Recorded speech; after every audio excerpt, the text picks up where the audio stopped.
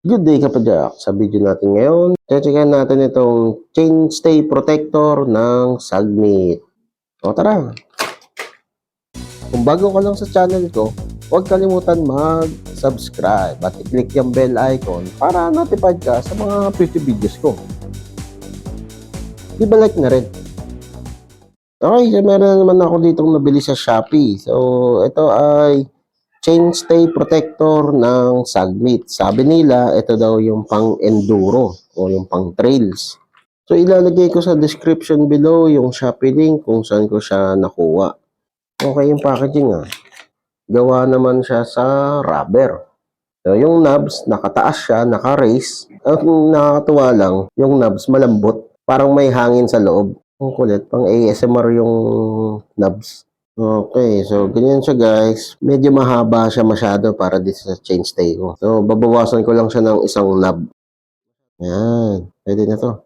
So, bago mo ikabit yung ganito, siguraduhin mo na yung chain stay mo malinis.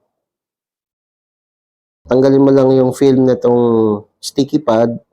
Tapos, ididikit mo lang siya.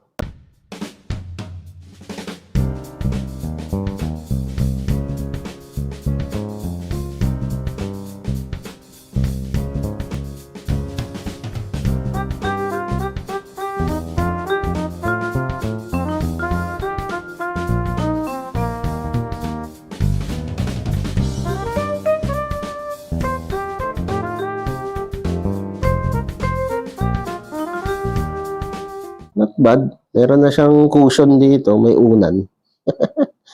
So, hindi nakakalampag yung kadena dito sa chain stay. Ang hindi ko lang sigurado dito kung hanggang kailan tatagal yung pandikit nito. Okay, so drop test. Tignan natin.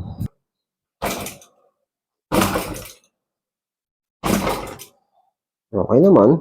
Pero dahil merong mataas na knobs, dyan siya tumatama sa knobs.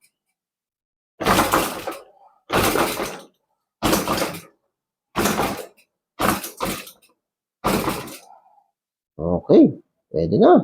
Kung nabubuang ka sa ASMR, ayan, pindut-pindutin mo yung chain stay ng mic mo. So, yun guys, ang Sagmit chain stay protector. Kung nagustuhan mo tong video na to, leave a like.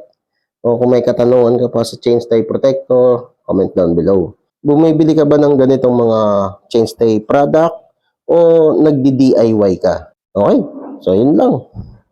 Ayos! Whee! O kapadyak, kung na-enjoy mo itong mga video ko, leave a like at i-share mo na rin sa mga tropa pips mo. Makakatulong ito sa channel.